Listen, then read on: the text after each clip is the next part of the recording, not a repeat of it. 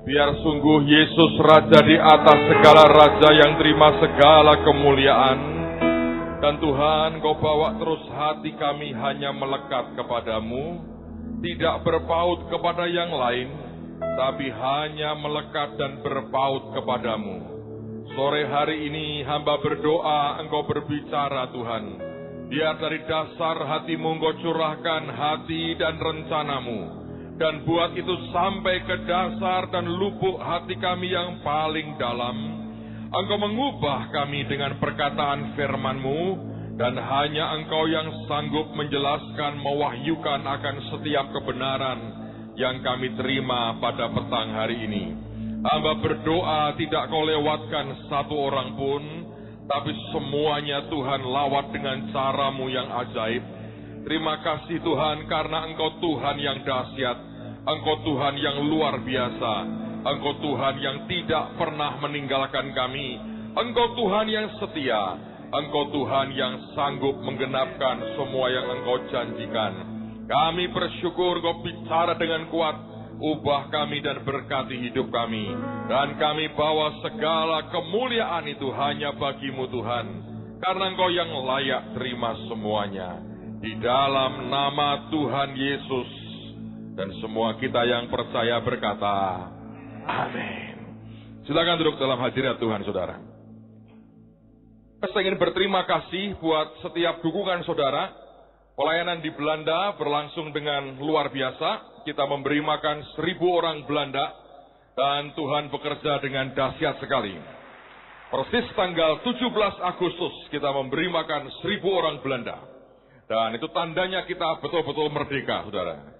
Dan buat saya adalah saya ingin melihat apa yang kemudian akan Tuhan anugerahkan buat kita setelah kita melakukan apa yang menjadi bagian kita. Nah, malam hari ini mari kita buka firman Tuhan. Saya mau ajak Anda melihat firman Tuhan di Yesaya pasal yang ke-66. Saya akan tunjukkan kepada semua kita akan blueprint Tuhan, dan ini yang di hati dan di dalam pikiran Tuhan. Yesaya pasal yang ke-66. Lihat mulai ayat yang ke-5 sampai dengan ayat yang ke-14. Saya akan bacakan satu demi satu ayat-ayat ini, dan saya berdoa akan termeterai dalam kehidupan semua kita. Yesaya pasal yang ke-66, lihat mulai ayat yang ke-5. Dengarlah firman Tuhan, hai kamu yang gentar kepada firman-Nya. Saudara-saudaramu yang membenci kamu, yang mengucilkan kamu oleh karena kamu menghormati namaku, telah berkata, baiklah Tuhan menyatakan kemuliaan-Nya, supaya kami melihat sukacitamu. Tetapi mereka sendirilah yang mendapat malu. Saudara sekalian, saya ini belajar dalam kehidupan kita ini, seharusnya lah kita orang percaya ini jangan jadi orang yang gampang menghakimi. Sebab kita tidak pernah mengerti yang seseorang lain alami itu apa sebenarnya. Di depan Tuhan itu tidak seperti yang Anda dan saya pikirkan. Dan yang kedua, tidak ada orang tahu ujungnya ini akan kemana. Nah, Daud pernah mengatakan ada istilah yang dia pakai tentang hari sialnya. Nah, orang yang punya pengalaman-pengalaman buruk dalam kehidupannya, dalam pandangan manusia, kita dengan gampang tergoda sekali untuk kita menghakimi dan berkata ini nggak benar ini orang, dia pasti berbuat dosa. Seperti yang dialami oleh Paulus, dia digigit ular dan orang berkata pasti orang ini berdosa luar biasa. Buktinya dia bisa digigit ular. Tapi Alkitab mengatakan dikebaskan ular itu ke api dan mati. Dan melihat Paulus tidak mati, mereka berkata, wah ini dewa pasti. Opini orang bisa sangat berubah dengan cepat. Dan biarlah itu bukan kita. Karena kalau Anda membaca di ayat yang ke-5 ini, ada orang-orang yang sampai dikucilkan, disingkirkan oleh karena sebuah penilaian. Dan mereka mengatakan bahwa biarkan Tuhan menyatakan kemuliaannya, nanti kita terus bersuka cita. Tapi kenyataan kemudian ketika Tuhan betul-betul membela dia, saudara, engkau akan jadi orang yang malu. Dan bukan hanya itu, Ketika pembelaan Tuhan itu muncul, saudara akan mulai bayar harganya loh. Nah, saya sudah melihat dalam kehidupan saya ini berkali-kali hal-hal seperti itu. Makanya Tuhan itu ngomong dengan saya berulang-ulang, jaga mulutmu nak. Jangan dengan gampang memberikan apapun, jaga mulutmu. Komentar apapun, jaga mulutmu. Dan jaga hatimu. Karena kalau orang sedang mengalami yang tidak enak, dan kau berkata ini, rasain. Nah, benar kan? Satu hari saudara, kalau ternyata Tuhan memberkati, membela dia, keadaan dibalik semuanya, dan dalam sekejap semuanya berubah. Sebagai orang percaya, kalau engkau ingin diberkati, dan terhindar sebetulnya dari hal-hal yang tidak perlu, jagai hati ini. Jangan gampang panas, jangan gampang berontak, jangan gampang ngomongin orang, jangan gampang nuding orang. Karena kita nggak pernah ngerti ujungnya akan seperti apa. Orang yang pernah memaki-maki Daud ketika dia keluar dari Yerusalem setelah diberontak oleh Absalom, lihat yang terjadi. Ketika terbalik semua keadaannya, mereka tidak pernah mendapatkan apa-apa. Ingat saudara sekalian, seringkali hati Tuhan tidak bisa kita tebak. Bahkan pikirannya tak terselami, kata Alkitab. Karena itu mari belajar, jangan suka dan hobinya menghakimi. Apapun dan siapapun, tutup mulut, naikkan di depan Tuhan. Nanti itu akan membuat saudara makin dicintai Tuhan. Kalau hati kita benar di hadapannya, maka anugerahnya akan luar biasa. Tuhan akan berikan buat kita. Amin, saudara. Ayat yang ke-6. Ini luar biasa. Dengar bunyi kegemparan dari kota. Dengar datangnya dari bait suci.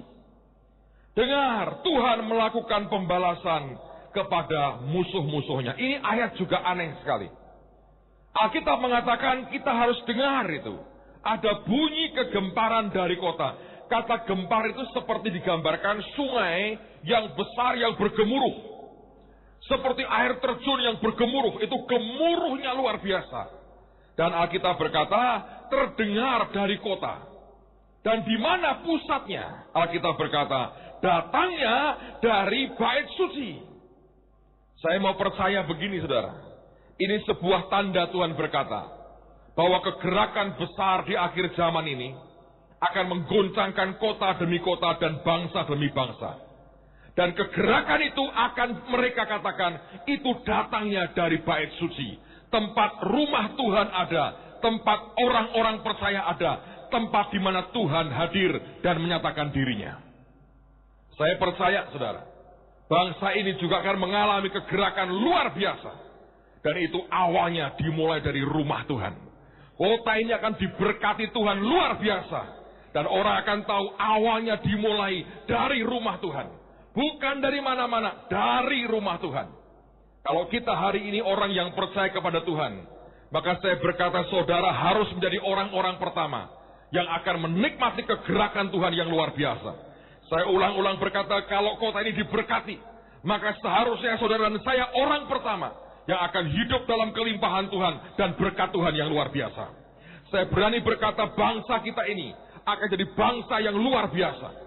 Saya berani berkata dalam waktu yang tidak lama, saya percaya ini Indonesia akan diberkati Tuhan dan dahsyatnya luar biasa. Saya tidak berkata begini karena sekedar bernubuat, saudara.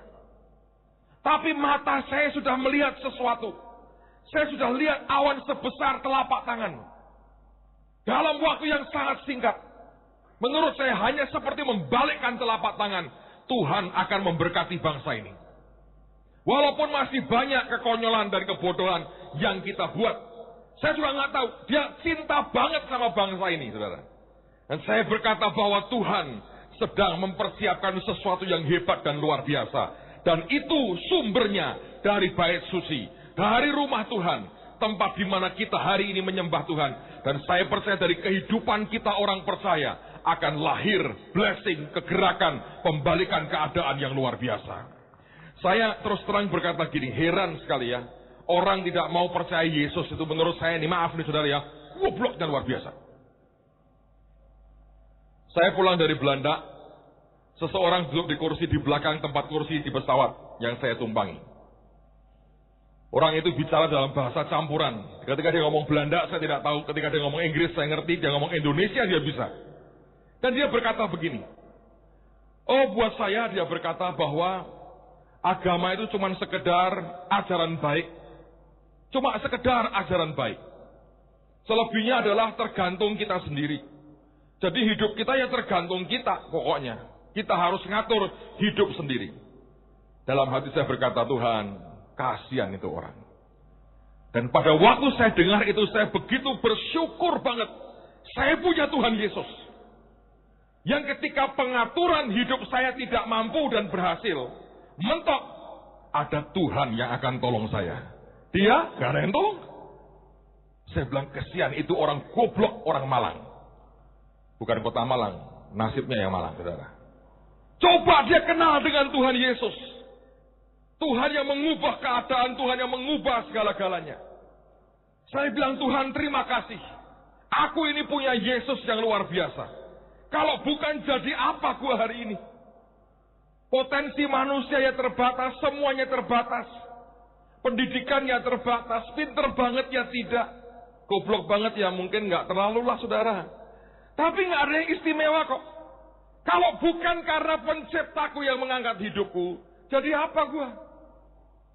Saya berkata, kalau hari ini kau tidak percaya Tuhan, siapa yang akan tolong hidupmu ketika kita menghadapi jalan buntu?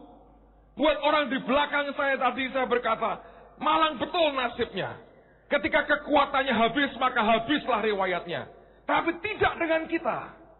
Kalau kekuatan kita habis, Tuhan yang turun tangan dan angkat kehidupan kita. Bayangin, bahagia nggak sih terima Tuhan itu? Makanya saya berkata, coba ngomong pada sebelahmu. Lu kagak terima Yesus, goblok lu. Coba ngomong saudara. Kalau belum terima Yesus, nanti bertobat maju ke depan, berdoa terima Tuhan Yesus. Amin. Dan saya berkata, mari kita bersyukur. Kita punya Tuhan yang ajaib. Kita punya Tuhan yang luar biasa. Terusin lagi, terusin lagi. Ayat berikutnya. Ayat yang ke-7.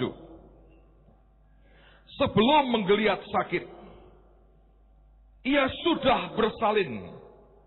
Sebelum mengalami sakit beranak, ia sudah melahirkan anak laki-laki. Siapakah yang telah mendengar hal yang seperti itu? Siapakah yang telah melihat hal yang demikian? Masakan suatu negeri diperanakkan dalam satu hari, atau suatu bangsa dilahirkan dalam satu kali? Namun baru saja menggeliat sakit, Sion sudah melahirkan anak-anaknya. Saya percaya ini bicara tentang yang namanya percepatan. Ibu-ibu yang pernah melahirkan anak ngerti istilah pembukaan 1, pembukaan 2. Saya nggak terlalu ngerti itu apa, pokoknya ada. Proses untuk orang lahir itu butuh waktu. Secepat-cepatnya butuh waktu dan seringkali sakitnya luar biasa. Tapi Tuhan berkata ada percepatan. Baru menggeliat sakit istilahnya. Tiba-tiba anaknya sudah lahir. Dan Tuhan mau berkata saudara sekalian, tidak mungkin dalam satu hari sebuah bangsa diperanakkan atau dilahirkan. Tapi pada akhir zaman ini dalam percepatan Tuhan itu akan terjadi. Saudara tahu tidak mungkin sebuah bangsa lahir dalam sehari. Kalau Anda belajar antropologi atau Anda belajar ilmu manusia, ilmu bangsa-bangsa, sejarah bangsa-bangsa misalnya. Saudara ngerti, cobalah kita ambil contoh bangsa kita, bangsa Indonesia. Saudara pikir bahwa bangsa ini lahir dalam sekejap?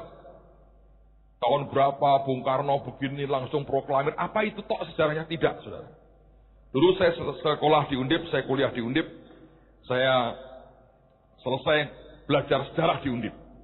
Kalau kami di kampus itu ya, di saat-saat semester-semester akhir, sudah kalau guyon begini, antara dosen dengan mahasiswa. Sebetulnya ya, kita ini dari SD diajari terus. Belanda ini penjajah, Belanda ini penjajah. Kita maki-maki Belanda terus. Zaman dulu saya kan hanya ada TVRI. Kalau menjelang 10 November, 17 Agustus, isinya cuma perang-perangan melawan Nika, melawan Belanda. Merdeka, merdeka. Pokoknya Belanda tuh dikalahin, dijelekin terus.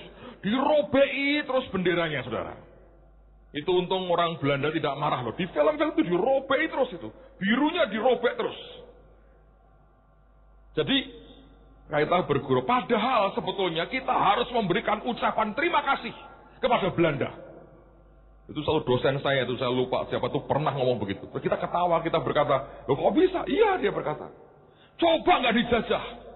Tidak ada itu negara atau bangsa Indonesia itu nggak ada. Adanya bangsa Sunda, bangsa Jawa, bangsa Madura, bangsa Bali, bangsa Padang, bangsa Aceh, bangsa Ambon, bangsa Papua. Nggak ada tuh bangsa Indonesia. Wong kita tuh dulu berantem, tok kerjaannya.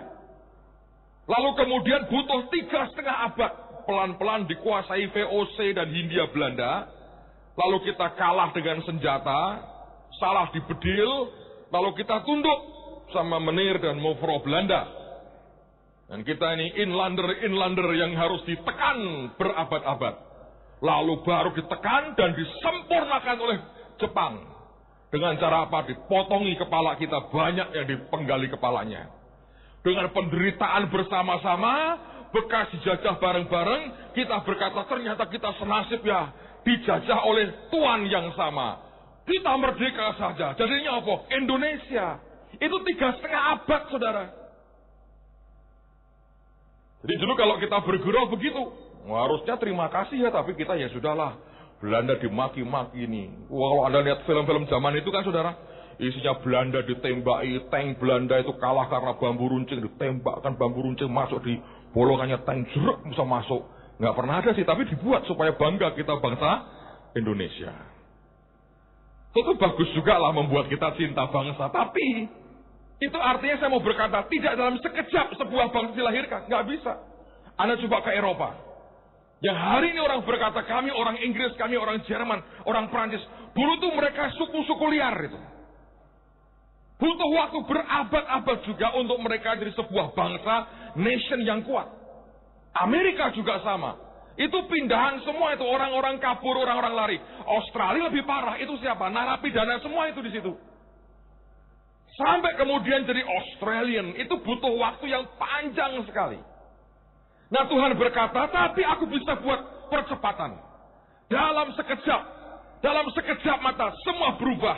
Ternyata saya berkata, ya itu betul bisa. Hari ini kita melihat bangsa kita, saya berkata kalau saya ingat ketemu dengan beberapa orang asing itu, maaf kata ini dinyetok nih kerjaannya saudara.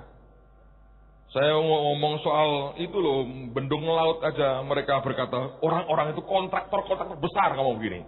Apa punya duit orang Indonesia itu? Nanti kita datang rame-rame ke sana nggak dibayar. Seperti itu proyek A, dia punya daftar panjang. Banyak proyeknya nggak dibayar di Indonesia. Saya nggak bisa ngomong apa-apa tuh. Saya pernah ceritakan, wah saya sedikit bangga berkata, tapi kita ini bisa buat pesawat terbang loh. Mereka berkata, ya lebih baik kalian buat mobil dulu sebelum buat pesawat. Loh sudah, kita sudah buat pesawat. Itu CN235 di Bandung. Mereka berkata, ya kan gak ada yang mau beli katanya begitu. Ya benar juga saudara. Dibayar pakai ketan atau apa dulu kita? Dibuat lumpia atau lemper atau dibuat apa saya nggak tahu. Bayangin pesawat dibayar dengan ketan. Rodok ngenyek saudara. Tapi apa boleh buat daripada rak payu? Ketan yang lumayan. Jadi lemper semua. Maka kita bangsa pengekspor lemper terbesar di dunia. Tapi itu kenyataan, saudara. Sehingga hari ini kita berkata, apa mungkin ini bangsa diubah Tuhan? Saya berkata hari ini, itu sangat mungkin. Kalau dia mau ini saudara, hanya sekejap berubah semuanya. Saya sudah lihat itu awan sebesar telapak tangan. Walaupun saya nggak bisa cerita ke saudara. Tapi saya berkata benar ya Tuhan ya. Kalau engkau mau beres dalam sekejap ini. Saudara sekalian, ini hari-hari yang luar biasa. Menurut saya ini hari-hari yang mentakjubkan. Dan Tuhan mau berkata jangan pernah khawatir. Aku bisa mengubah hidupmu dalam sekejap. Kalau bangsa dalam sekejap aku ubah. Hidup kita pribadi demi pribadi. Dalam sekejap Tuhan sanggup mengubah. Amen. Lihat ayat berikutnya. Ayat yang ke-9. Masakan aku membuka rahim orang dan tidak membuatnya melahirkan? Firman Tuhan. Atau masakan aku membuat orang melahirkan dan menutup rahimnya pula? Firman Allahmu. Artinya dia berkata begini, aku ini Tuhan yang kalau kerja tuntas. Kalau aku memulai sesuatu pekerjaan, jangan khawatir, aku akan tuntaskan. Aku bukan Tuhan yang kerja cuma separuh-separuh, aku kerja tuntas. Dan ini yang kita harus bersyukur. Dia bukan Tuhan yang hanya berjanji, tapi dia Tuhan yang sanggup menggenapi. Karena itu saya mendorong setiap saudara terus bermimpi sampai impian itu jadi. Dan terus berharap sampai semua yang kau harapkan genap. Dan semuanya sempurna. Tuhan yang kita sembah bukan Tuhan yang cuma hanya berjanji. Dia Tuhan yang sanggup menggenapi. Dan dia Tuhan yang selalu tuntas. Dia bukan hanya Alfa, tapi dia juga Omega. Dia bukan hanya yang mengawali, dia yang menyempurnakan segala sesuatunya. Karena Alkitab mengatakan Yesus itu penyempurna iman kita. The finisher of our faith. Orang yang menuntaskan, menyelesaikan iman kita. Kalau engkau mulai beriman, saya berkata iman itu munculnya dari Yesus. Nanti kelak yang menyempurnakan imanmu, juga pribadi yang sama yang kita sembah, Yesus namanya. Saudara mau bandingkan dengan siapa lagi pribadi ini? Ini dahsyatnya luar biasa. Cara Tuhan bekerja, cara dia bicara, cara memberkati hidup kita, dahsyatnya luar biasa. Saya jujur berkata, tidak ada sungguh-sungguh Tuhan yang seperti kita sembah hari ini. Dan Tuhan berkata, aku bukan Tuhan yang hanya bergerak separuh-separuh. Aku Tuhan yang kerja tuntas dalam kehidupan anak-anakku. Ayat berikutnya, ayat yang ke-10. Bersukacitalah bersama-sama Yerusalem, dan bersorak-soraklah karenanya, hai semua orang yang mencintainya. Bergiranglah bersama-sama dia segirang-girangnya, hai semua orang yang berkabung karenanya. Supaya kamu mengisap dan menjadi kenyang dari susu yang menyegarkan kamu. Supaya kamu menghirup dan menikmati dari dadanya yang bernas. Ayat 12, perhatikan, ini dahsyatnya luar biasa. Sebab beginilah firman Tuhan, sesungguhnya aku mengalirkan kepadanya keselamatan seperti sungai, dan perhatikan, kekayaan bangsa-bangsa seperti batang air yang membanjir. Kamu akan menyusu, akan digendong, akan dibelai-belai di pangkuan. Seperti seseorang yang dihibur ibunya, demikianlah aku ini akan menghibur kamu. Kamu akan dihibur di Yerusalem. Apabila kamu melihatnya, hatimu akan girang, dan kamu akan seperti rumput muda yang tumbuh dengan lebat. Maka tangan Tuhan akan nyata kepada hamba-hambanya, perhatikan, dan amarahnya kepada musuh-musuhnya. Janji yang Tuhan katakan itu ya, keselamatan ngalir, dan kekayaan bangsa-bangsa ngalir kepada kita. Dan dia berkata, maka tangan Tuhan akan nyata kepada hamba-hambanya, tapi amarahnya kepada musuh-musuhnya. Siapa yang mengaku dirinya hamba Tuhan, angkat tanganmu tinggi-tinggi.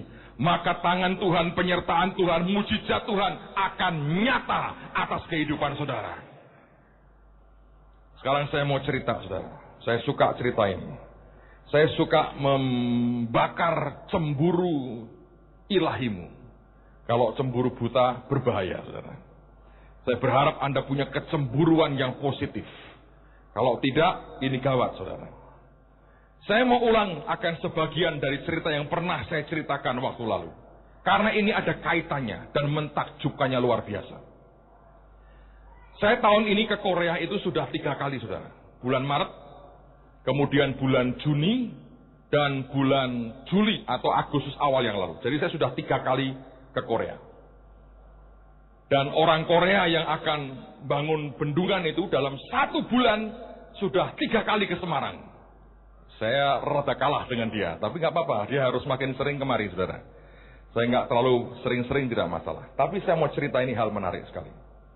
Pertama kali saya ke Korea, saya diundang oleh gereja Hanbak. Itu gereja yang 2 minggu lalu melayani Anda. Ada yang main flute, Mr. Sung itu, main flute ya. Itu gereja yang gembalanya menghafal, orang-orang Korea itu kadang-kadang susah ngomong Inggrisnya, saudara. Yang menghafalkan Kejadian pasal 1. Saya pun tidak hafal. Ini orang sudah tua, dengan susah payah menghafalkan, sebetulnya mau berkata, gua sudah tua aja bisa begini, lu yang masih muda, berarti males dong, ya kan? Nah, mereka yang mengundang saya. Mereka ulang tahun gereja ke-50 kalau tidak salah, dan kemudian mereka undang saya untuk KKR selama beberapa hari. 1 hari sebelum berangkat ke Korea, Ibu Nani nemuin saya. Kami lagi doa sama-sama, dia berkata begini, Pak, ada pesan Tuhan buat Anda. Tolong kamu bawa uang rupiah, mata uang rupiah 100 ribuan. Jangan kurang, pokoknya satu lembar yang 100 ribuan. Buat apa? Dia berkata, Tuhan ngomong, nanti sampai di sana, bagikan kepada orang Korea yang kamu temui, yang Tuhan mau. Nah terus, kalau engkau kerjakan itu, engkau bagikan uang itu, nanti kekayaan bangsa Korea akan ngalir ke hidupmu, dan ngalir ke bangsa ini. Saya bilang amin. Tapi begini saudara, pernahkah Anda mendengar pesan Tuhan yang aneh, dan ada pertentangan di batinmu? Saya sering. Jangan dikira itu langsung terima telan. Oh, seringkali perang dulu walaupun tidak kelihatan, saudara. Itu perang. Karena logika saya berkata begini. Loh, kalau mau berkati orang Korea ya pakai won. Bisa mereka pakai rupiah, itu nggak bisa dipakai di sana. Jadi bagaimana saya bisa berikan uang rupiah dan memberkati mereka? Tapi di hati saya berkata, tidak mungkin nih kalau bukan Tuhan. Ini hamba Tuhan, dengar suara Tuhan audible. Ngomong ke saya begitu. Saya nggak punya pilihan kecuali apa? Nurut. Nah, sisi ini yang seringkali orang tidak bisa. Ketika diperintah Tuhan, nurut itu orang tidak mau. Berontak dulu, beralasan dulu, segala macam. Yang ajaib adalah hamba-hamba Tuhan lain berkata gini, aku juga ikut dong menabur untuk Korea. Masing-masing memberi saya uang berapa juta gitu, saudara. Langsung bagi, mereka terima. Jadi saya punya uang segepok begini. Ini kok mau ke Korea jadi mendadak kaya raya saya. Duitnya banyak. Pokoknya kita juga ikut ya, ikut menerima nanti tuainya. Ya, amin. Saya pergi dengan Pak Hengki dan istrinya, saudara. Nah, hari pertama, hari kedua, hari ketiga KKR di sana, Tuhan tidak ngomong apa-apa. Saya tanya tiap kali Tuhan, aku bagikan ke siapa ini? Dan tidak ada jawaban. Hari terakhir, sebelum besoknya pulang, saya diminta untuk khotbah di persekutuan para pendeta di kota Daejeon itu. Dan pada waktu itu hadir kira-kira 150 pendeta dan istrinya. Lalu saya dipaksakan sebetulnya karena jam 9 malam baru mulai khotbah. Dan diberi waktu cuma 30 menit. Saya kalau disuruh khotbah makin pendek makin suka saya, saudara. Kan enak, kerjaan gak banyak.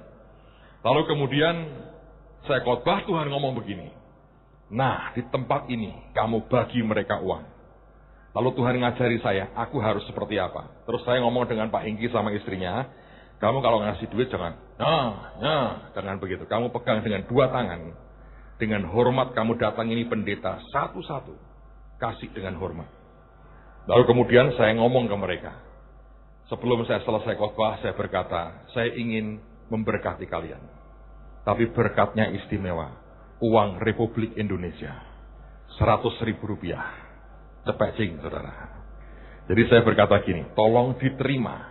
Dan saya cuma minta satu saja. Setiap kali kamu lihat uang ini, tolong doakan kami. Jadi saya punya pendoa 150 pendeta Korea. Gara-gara tak kasih duit 100.000 rupiah. Dan mereka mengiyakan loh. Entah berdoa, entah tidak, saya tidak tahu ya. Saya berharap Roh Kudus mengusik mereka terus setiap hari. Jadi lumayan, punya tim doa lumayan saya ini. Lalu kemudian selesai saya pamitan, saya pulang. Saya nggak rasain apa-apa.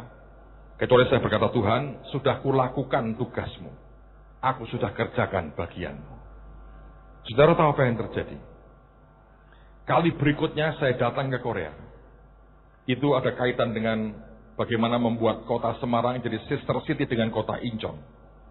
Tapi juga ada rombongan kira-kira 300 orang lebih yang akan ikut kemudian tur ke Korea pada waktu itu. Nah, saya termasuk orang pertama yang datang. Sebelum rombongan lain datang, saya pertama kali datang.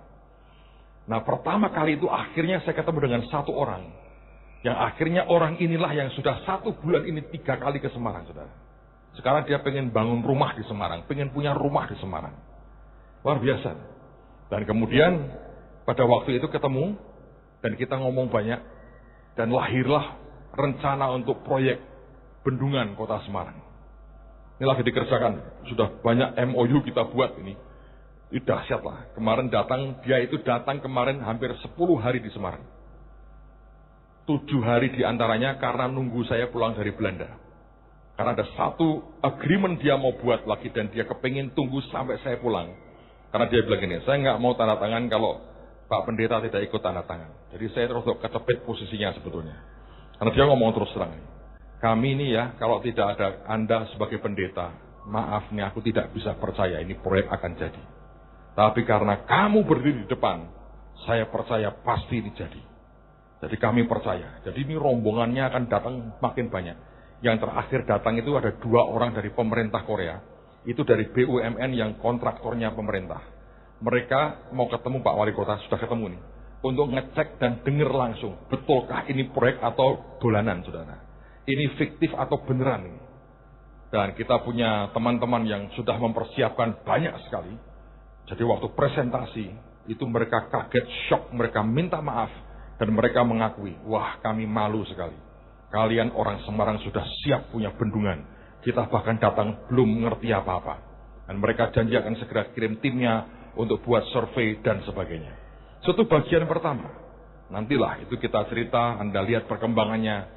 Saya berharap itu sungguh-sungguh akan jadi dan seharusnya lah tidak ada hambatan. Itu akan mengubah kota ini luar biasa.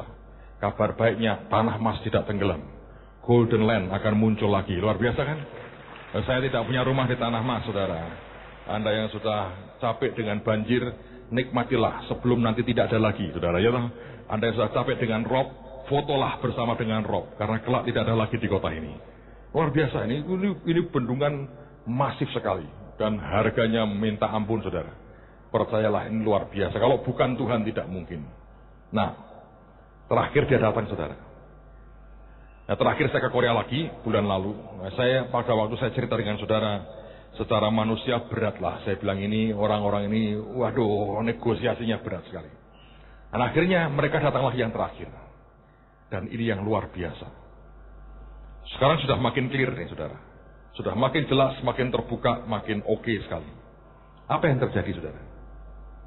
Ini orang datang, dan dia ditambah dengan 4 orang lagi. 2 dari grupnya, dari company-nya, 2 dari pemerintah. Tapi hari pertama kita bertemu, dia berkata begini, aku dapat titipan dari bosku. Ini kan CEO dari perusahaannya.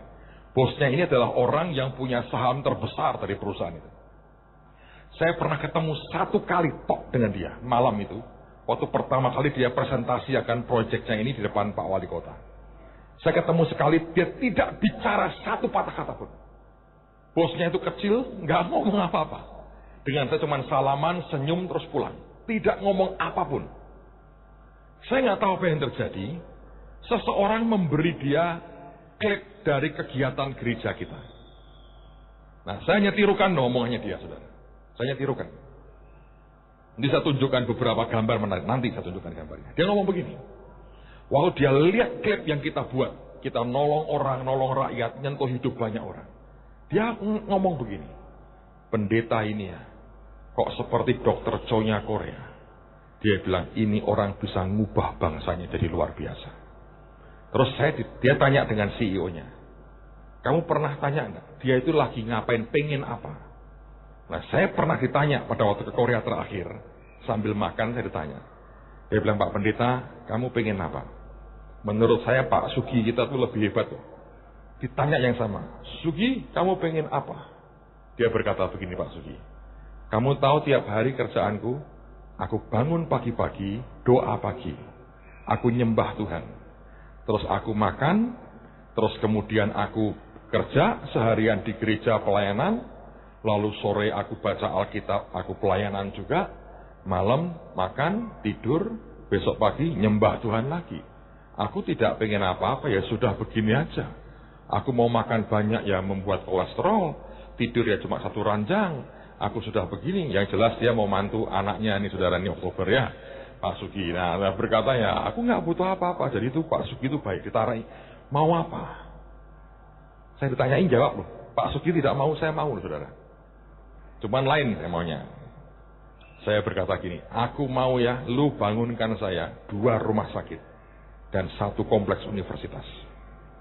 Yang satu aku mau taruh di dekat Jakarta sana. Untuk yang kena HIV AIDS. Terminal terakhir. Kesempatan terakhir. Yang kerja siapa nanti orang-orang yang juga kesempatan terakhir, saudara. taruh di sana. Supaya bertobat. Lalu kemudian yang satu lagi untuk umum, saya mau kamu bangun di Semarang. Yang kedua, saya kepingin kamu bangunkan buat saya universitas. Saya sudah rodok capek bangun-bangun sendiri, saudara. Biar dibangunkan.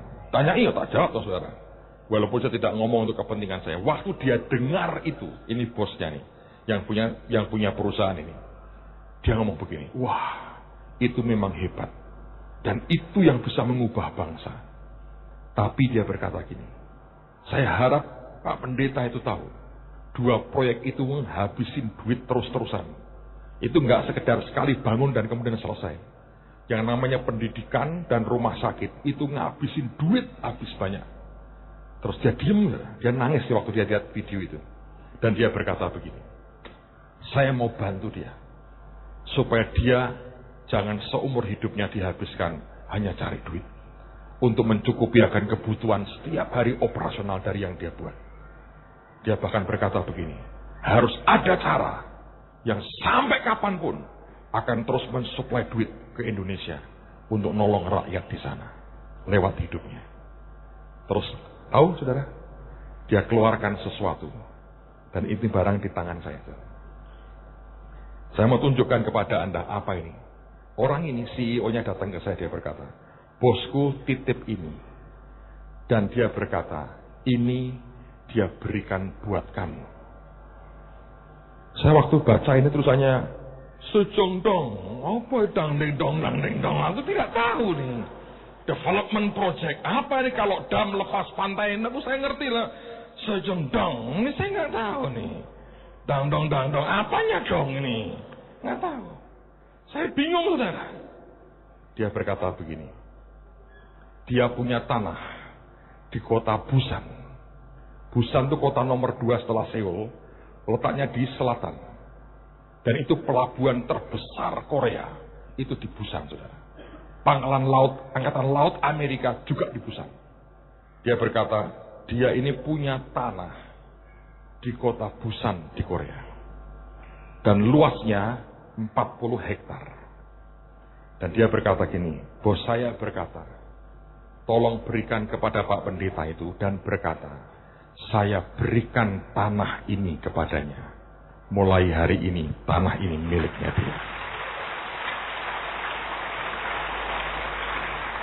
Saya butuh 3 hari untuk sadar dan menyanyi, this land is mine. Tunjukin gambarnya, tolong. Ini sudah dirancang bagus, ini untuk real estate mewah. Ada rumah sakit, ada sekolahnya, ada konser hallnya, segala macam, saudara. Tayanginlah gambarnya. Itu, saudara, 40 hektar. Saya pikir ya, yo nek diduiti tak lempit dadake ini mentahan ya kira-kira 10 miliar lah kira-kira, lumayan tuh 10 miliar. Saya berpikir nih nggak usah dibangun lah, saya jual aja 10 miliar tak buat nombok-nombokin bangun gedung sekolah yang kedua. Saudara tahu, saya terakhir pulang dari Belanda ketemu dengan dia, saya tanya, emang ini tanah harga berapa? Saya bilang, dihitung sama dia. Ini harganya kalau kamu jual sekarang 500 miliar. Setengah T. Loh aku kok modelnya kok setengah T-nan toh? Kono Australia setengah T, Korea setengah T. Baru saya tahu kenapa saya suka es teh itu karena setengah T ternyata sudah. Minumlah es teh supaya dapat setengah T. Kalau sate Pak, ya itu sate, makan sate, ada dapat sate. Lumayan loh. Saya baru sadar, saya punya tanah 40 hektar di Korea, saudara. Kayak gunung itu ya enggak apa-apa ya, lumayan sih. Tapi di Korea. Dan bagusnya ada teman saya berkata, Pak nanti dibangun aja, kita yang bangun buat Bapak. Amin lah. Lah Bapak mau bangun seperti apa? Ya persis kayak gini. Karena gambar ini tok, saudara, desain begini, 5 miliar harganya. Jadi saya berkata, Tuhan kok bisa begini? Dan Tuhan seperti senyum berkata, ya 1.000 itu. Kamu nurut 1.000 modalnya. Dan itu bukan uang setok loh. Hamba-hamba Tuhan itu urun. Makanya mereka berkata, Pak, aku urun deh. Mau tak kayak omah siji neng kono. Saya berkata, tenanglah. Ini banyak kok, gede kok, 40 hektar. 500 miliar rupiah, setengah triliun. Ladies and gentlemen. Setengah triliun. Ini dugu mangan soto 7 turunan rantai, saudara. Sungguhan. Ini kalau saya jual, saya pensiun dah. Ya Tuhan nesu ya saya. Repot. Tapi ini setengah triliun. Ini tidak dikasih aja. Dan dia minta foto bersama begini lagi. Serah terima begini. Salaman. Dia ngajak foto terus orang Korea ini. Dia bilang untuk laporan bosku bahwa kamu sudah menerima ini. Dan tidak saya jual sendiri katanya. Ya pentinglah. Tapi bagaimana Anda bisa nalar nih? Orang ketemu saya cuma 1 kali. Saya berharap tahun depan kita sudah mulai bangun ini. Ini isinya apartemen banyak sekali, rumah-rumah mewah, ada rumah sakit besar, sekolah dengan lapangan sepak bola juga. Dan dia berkata begini, nanti kalau dibangun, maka income yang dari Korea itu akan ngalir kan? Rumah sakit kan mahal di sana. Yang bayar asuransi, orang miskin tidak ada. Jadi dapat duit kan? Sekolah juga sama, dapat duit. Anda punya apartemen, Anda kontrakan, dapat duit. Anda punya hotel, Anda pakai, dapat duit. Itu duit tiap bulan dialirkan ke Indonesia. Maka saya sekarang bermimpi sekolah kita, universitas kita, gratis 1 hari. Ya toh? Siapa yang bayar? Orang Korea. Bagaimana tidak sarangeo tiap hari kita, saudara? Apa itu Pak sarangeo? Kancane sarang tawon, saudara. Iya toh? Apa yang dia katakan? Kekayaan bangsa-bangsa dialirkan kepadamu. Ini bukan impian loh. This land is mine. Setengah triliun. Man. Sapi belum tak urus sudah ada kimchi segini banyaknya. Aneh kan? Saya juga bingung terus terang saudara. Dan saya diingatkan Tuhan begini. Ingat nggak yang kamu ngomong sama aku? Saya jadi ingat. Nah saya terakhir ini pelayanan di kota Busan. Makanya saya bisa ngerti. Ini daerahnya bagus banget saudara. Karena seperti di bukit begini. Dan dekat banget dengan pelabuhan. Nah ini pelabuhan lagi dibuat gede dan bagus. Dibuat modern pelabuhannya. Dan dekat situ ada stasiun kereta api super cepat. Menghubungkan Busan ke Seoul. Nah saya waktu itu hanya khotbah sekali tok di Busan. Berangkat pagi langsung khotbah. Pulang, langsung balik ke Seoul, besok pagi-paginya saya pulang Indonesia. Saya lagi naik kereta gini, berdua dengan teman saya orang Korea. Saya lagi diam, melihat pemandangan. Waktu menjelang masuk kota Busan, saya ini batin begini. Walaupun tidak nyebut Busan ya, saya batin gini, Tuhan. Orang-orang Korea ini kok ngenyek banget. Ini kalau engkau memberi aku satu properti yang mantap mengenai Korea ini. Baru ini oke banget nih, merah putih di dadaku. Dinyak terus enggak enak saudara. Kalau Anda sering pergi, waduh dihina terus. Anda pikir kalau Anda mau beli barang di luar negeri gitu, Anda kirim uang itu dicurigai. Money laundry ya. Waduh. Indonesia ini saya nggak tahu kenapa. Tapi sebentar lagi balikkan Tuhan keadaannya, saya berdoa. Benar-benar saudara. Nah itu saya hanya batin. Nah, aku ini gak iya Tuhan. Satu gede mantap itu. Sing jelek tenang. Wah, nah ini baru. Dia berkata, tapi kan ngomong di aku. Engkau kan bicara dengan aku. Saya bilang, cuma batin. Ya aku dengar. Lah terus, ya ini mantap kan. 40 hektar. Iya sih, terima kasih. Aku tak batin terus aku pokoknya boleh sekarang. Mantap 40 hektar. Setengah triliun saudara. Saya nggak habis ngerti sebetulnya. Kalau saya bilang Tuhan, itu orang yang kerja dari bawah berjuang gitu. Dapetin duit segini itu butuh berapa lama? Tiba-tiba ada orang punya dengan nilai seperti itu. Dan dia berkata ini donation. Tidak usah bayar apa-apa. Nah bangun ya Pak. Sudah beres saudara. Ini bangun tahun depan saya bangun.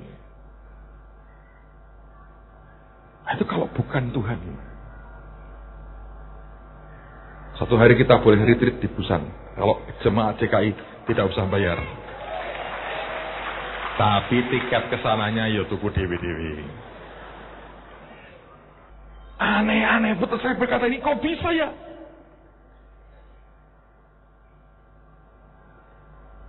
Ini ajaib. Anda tahu properti. Properti itu sebetulnya modalnya apa? Tanah dan jual gambar. Ini nggak usah modal sebetulnya saudara. Dipasarkan aja. Orang beli kan, dia bayar kan, ngasur kan sekian lama kan, sambil bangun. Sudah nutup semua itu, cover. Begitu jadi itu sudah profit, keuntungan semua itu. Ini orang properti tahu. Ini sudah jadi, gambar sudah ada. Desain komplit. Tinggal kerja ini. Dan maaf ini saudara, di Korea ini. Korea. Gunung Pati sih enak saudara. Tapi ini Korea ini. Bukan Gunung Pati saudara. Dihitung Pak Ardian tadi pagi. 1 meternya katanya sekitar 12 juta lebih per meternya.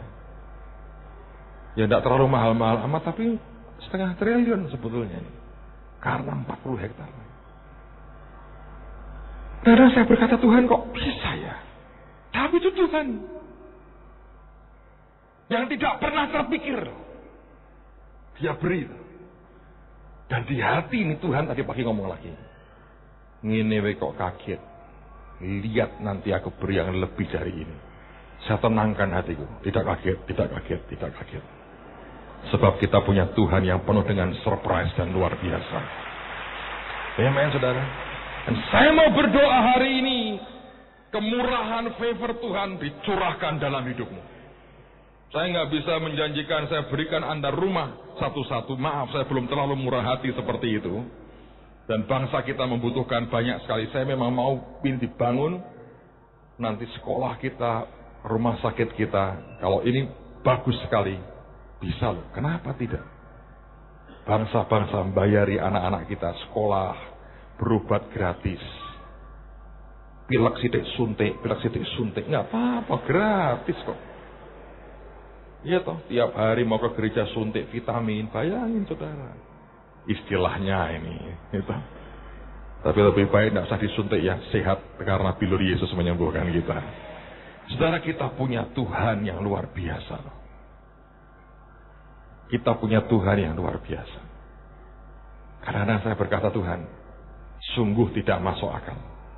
Tapi ini kenyataan. Dan ini zaman yang berbeda, zaman yang luar biasa. Zaman yang penuh anugerah. Zaman di mana berkatnya dicurahkan. Zaman di mana semua kita akan menikmati yang terbaik. Sekarang mari kita buka Yesaya. Lihat sekarang Yesaya pasal yang ke-62. Yesaya pasal yang ke-62. Saya akan bacakan ini janji Tuhan buat saudara. Ayat yang pertama, Yesaya 62 ayat yang pertama, oleh karena Sion aku tidak dapat berdiam diri, dan oleh karena Yerusalem aku tidak akan tinggal tenang, sampai kebenarannya bersinar seperti cahaya, dan keselamatannya menyala seperti suluh. Maka bangsa-bangsa akan melihat kebenaranmu, dan semua raja akan melihat kemuliaanmu, dan orang akan menyebut engkau dengan nama baru, yang akan ditentukan oleh Tuhan sendiri. Engkau akan menjadi mahkota keagungan di tangan Tuhan, dan serban kerajaan di tangan Allahmu. Engkau tidak akan lagi disebut yang ditinggalkan suami, dan negerimu tidak akan lagi disebut yang sunyi, tetapi engkau akan dinamai yang berkenan kepadaku, dan negerimu yang bersuami, sebab Tuhan telah berkenan kepadamu, dan negerimu akan bersuami. Sebab seperti seorang muda belia menjadi suami seorang anak darah, demikianlah dia yang membangun engkau akan menjadi suamimu.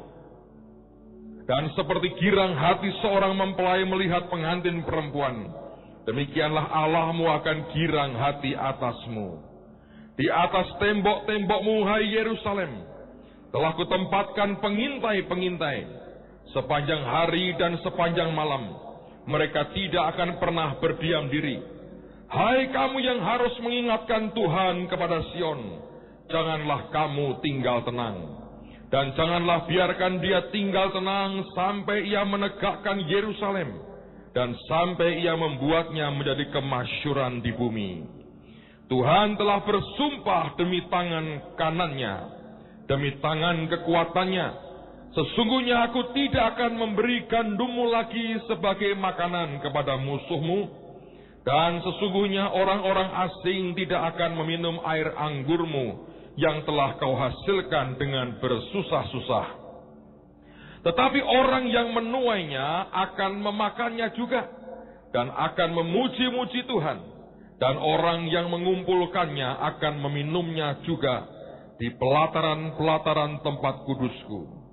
Lalu perhatikan ayat yang ke-10 ini aneh sekali. Berjalanlah, berjalanlah melalui pintu-pintu gerbang. Persiapkanlah jalan bagi umat Tuhan.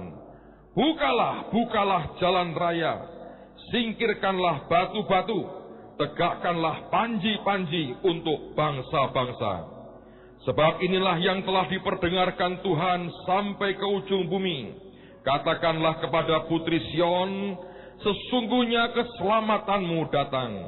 Sesungguhnya mereka yang menjadi upah jerih payahnya ada bersama-sama dia. Dan mereka yang diperolehnya berjalan di hadapannya.